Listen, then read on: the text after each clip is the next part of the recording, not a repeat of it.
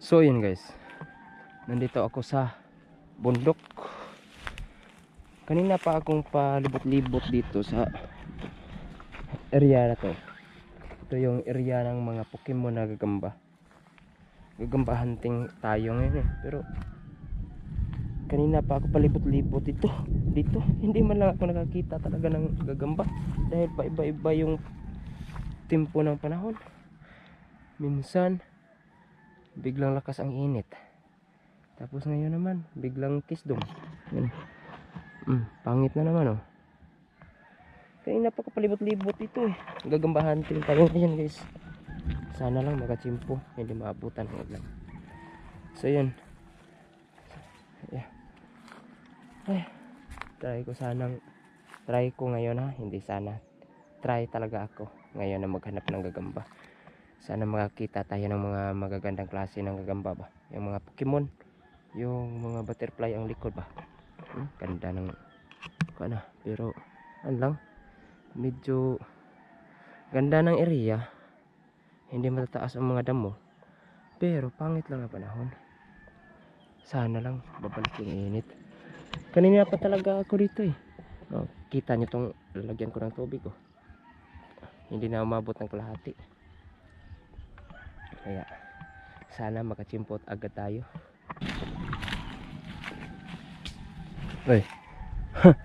Kala ko kung ano na. Medyo may katapangan ng bakang yan Gulat ako dun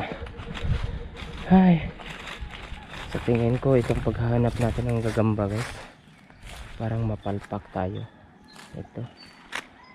Dahil yan, buti na lang may sapot. Dito na lang ang gagamba may kakita ng gagambang to. Maliit yan.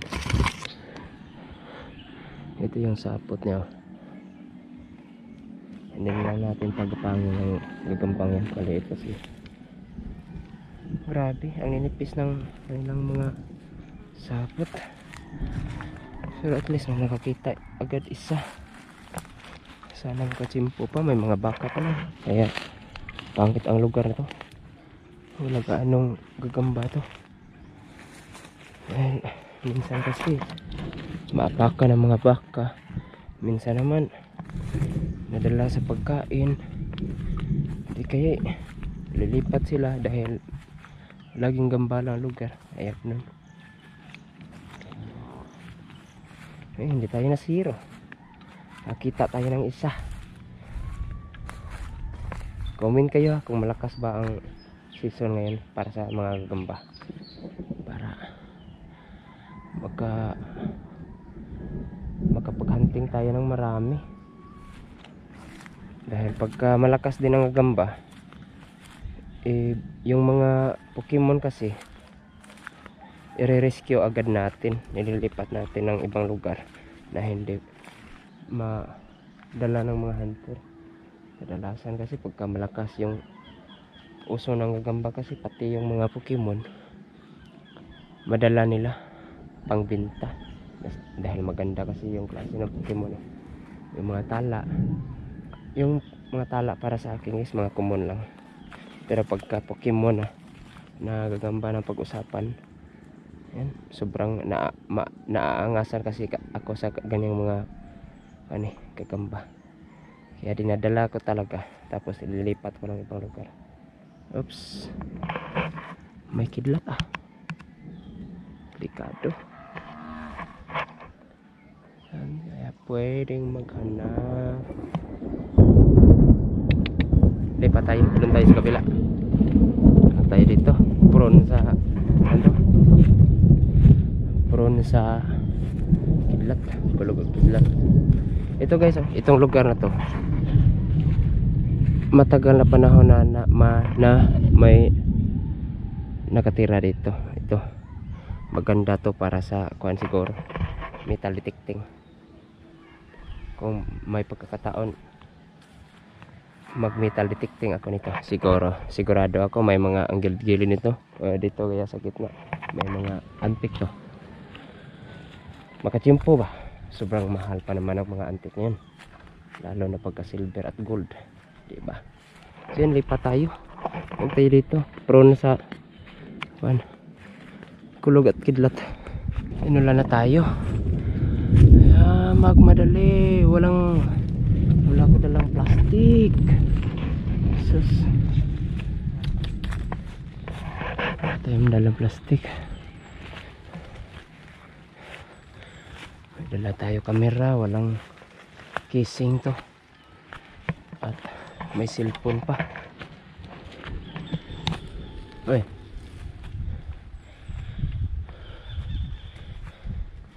itong mga bakang to medyo mga agresibo sila.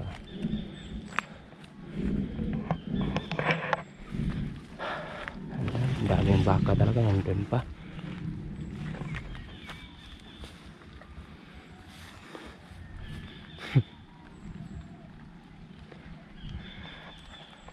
Ay, lala ka. Takot ako sa baka. Yeah. Dito ako dadaan sa hindi maabot. Wala na.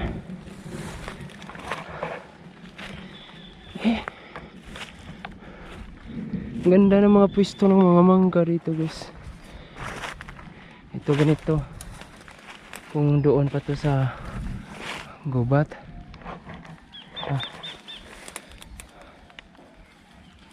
Ugoy bakahaw. Modo uljud. Kung doon pa to sa gubat.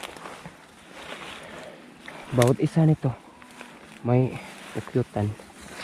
Sinasundan niya talaga ako. Ano? Pala kaibigan pala. Uy, gagamba. Ayan o, gagamba pa rin ito, guys. Pwede nga pang sabong to eh. So ayan yung tawag namin yan, tambayawan. May mga pagkakataon din yan na pagkahawakan mo nangangagat din yan. May mga sapot pero walang mga karugtong. Sapot yun. Dito. Uy, pangit. Ay, ang lambot. Lambot mo, boy. Tayo, matamis kaya to.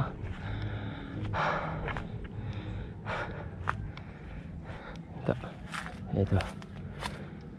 Ay, hindi matamis to. Sigurado dahil wala gaano ng uha. Hinayaan lang.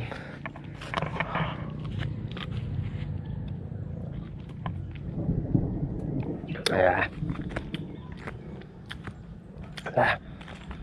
Sobrang asim. Wah.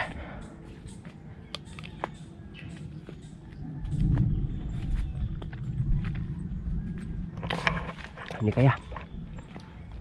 May mga mangga. Dito bayabas. Masagana ang bukid. Marami pang hinog pero malalayo ah. Maliliit. Ay. So yun siguro, guys. Upload natin tong video na to para malaman natin kung maganda ba ang season ngayon para sa gagamba. Para maka-update ako din. Sa sunod na lang siguro tayo makaproduce ng mataas na video. Ngayon maiksing video pa to mga, ewan ko, hindi ito makakaabot ng siguro mga 10 minutes. Hindi ito makakaabot. Update na lang siguro to.